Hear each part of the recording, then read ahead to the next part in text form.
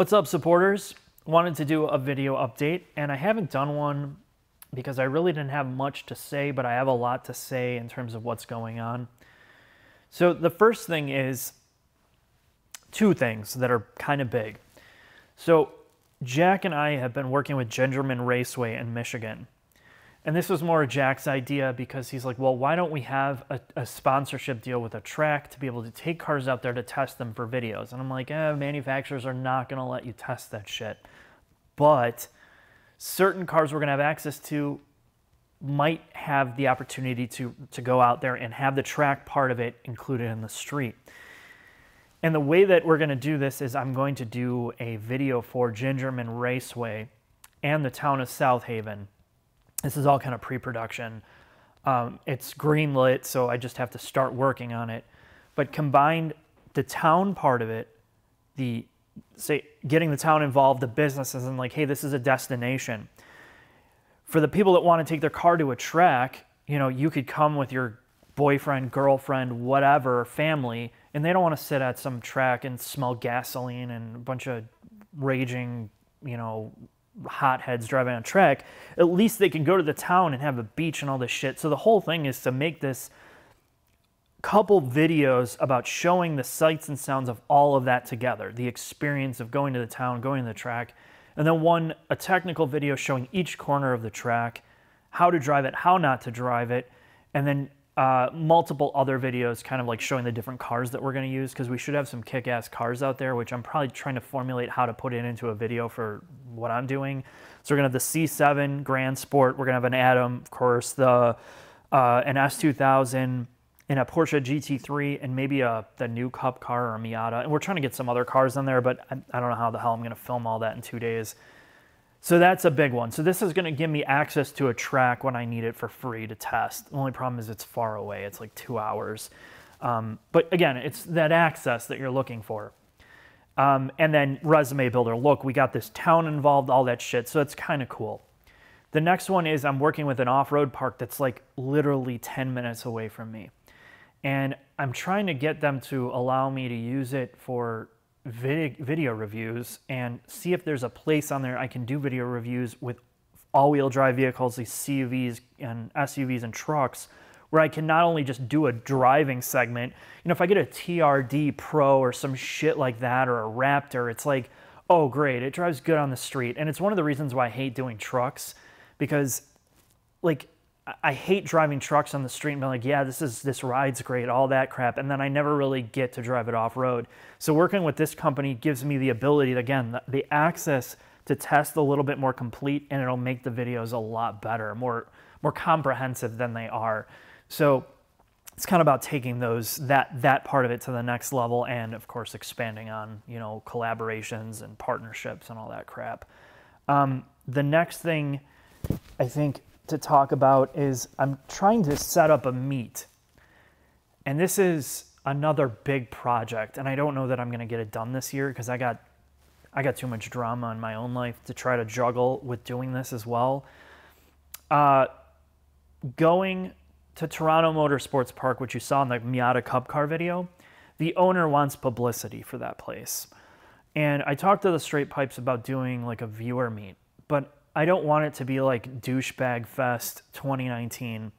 I want it to be a place where people can go and where there's not a gazillion people, where you can talk, make it a social experience, where it's not just about cars, but it's about cars as well, where people can hang out and talk, have food trucks, and have full access to the track with ride-alongs with us and the Straight Pipes and certain cars.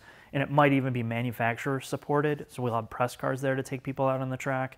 And then it'll be a pseudo track day where people can bring their own cars and go out for a couple laps. And it's not just sitting there in the parking lot. You can literally go around the track and then hopefully go around the track with us as well. So I think I'm excited about it, but I think logistically it's going to be ridiculous to try to plan. So if this pans out, I will obviously do a video on Patreon so you can have access to get on the list first, because I feel like there's going to be more people that are going to want to go than we're going to be able to allow into this facility for parking and logistics and all that shit. And I don't want to make it a paid thing either, because I want this all to be free. I just don't want it to be that type of thing. So, you know, when that comes up, if you can make it to Toronto, to this track for that type of meet, I'll post it at that point so you can get in. No bullshit. Other than that, I mean, I have some trips planned for press events. I got one coming up in San Diego for the Soul, and another one with Kia. And then that's for the Telluride or Telluride or whatever the hell it's called. I mean, at least it's not an alphanumeric name, but it's just weird. And then Jack and I have been working on trying to get on press trips for other manufacturers. So Mazda is almost a shoe-in. And then we just struck a deal with the Mazda rep to do a complete retrospective of every single Miata from their museum. So I'll have full access to every generation Miata in pristine condition. Not only that, I'm going to have access to the engineers that worked on all of them and some of the team that worked on all of them, and make a 5-part documentary series. Well, this is my plan. I mean, I haven't told Mazda this yet, but a 5-part documentary. So I'll promote it with a trailer, and it'll come out Monday, Tuesday, Wednesday, Thursday, Friday, complete. And it's never really been done to this level, and that's how we kind of like talked to Mazda about it, but they approved it. So again, some of these projects are just off the deep end. So in some of this in between, I got to figure out a way to make sure I'm still able to do videos. I need to do videos every week. It's just the only way you get money. And then the last one is the Fine Print series, which I've been working with Jack on. I just got connected with a professor at Iowa State University. He's the head of engineering for their vehicle dynamics division at the school, and he worked for GM, and he's a total engineering guy.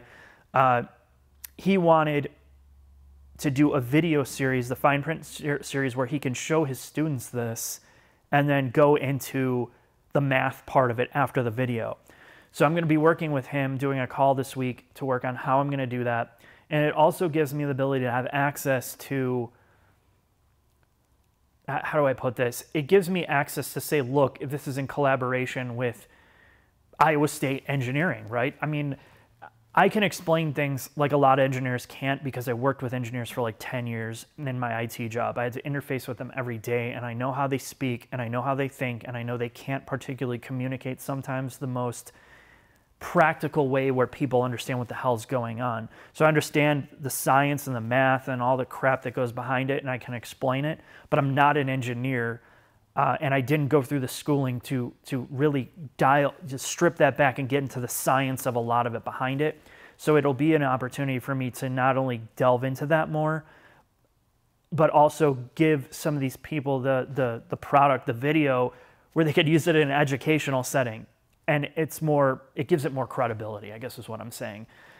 So these are a lot of great things that are going on. And that's partly kind of why the lack of updates. I just feel like there's all these big projects going on that are not just like, oh, hey, I threw on an exhaust today, or just these cheesy things that just I keep seeing.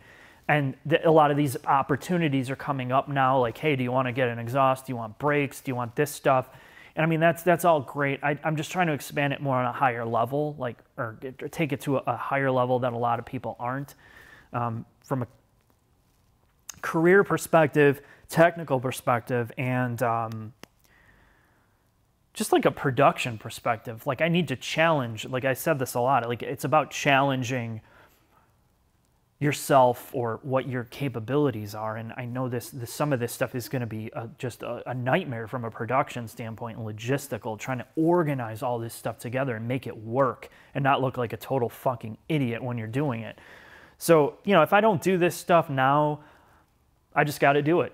And that's the update. So thanks again for all the support. It's a peace of mind.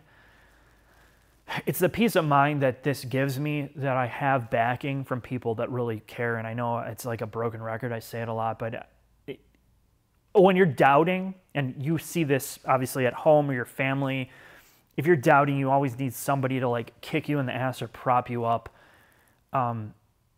to help you along. And that's what the Patreon stuff is, because I don't get it from the YouTube part of it. I don't get it from manufacturers. It's always like a fight or tooth and nail fight. So thanks again.